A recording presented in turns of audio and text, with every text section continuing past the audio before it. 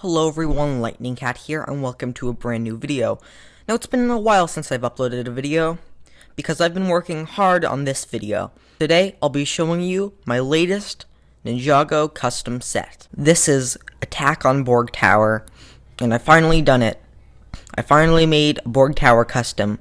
It's something I wanted to do for a long time, but it's always looked like too much work for me. But now, I've decided to sit down and build it with mecha bricks. So, I hope you enjoy this video, and if you'd like to see full in-depth look through all of the different rooms inside, leave me a comment down below. And with all that,